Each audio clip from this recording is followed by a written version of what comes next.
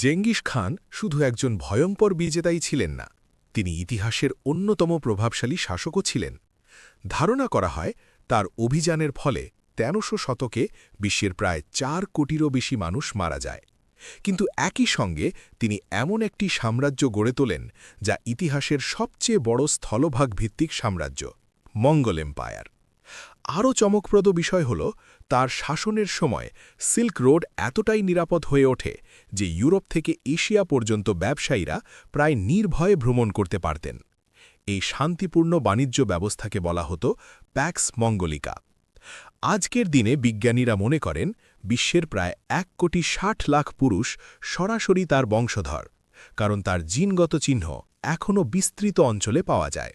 অর্থাৎ তিনি শুধু ইতিহাসই বদলাননি, তার প্রভাব আজও মানুষের শরীরের ভেতরেও বহমান।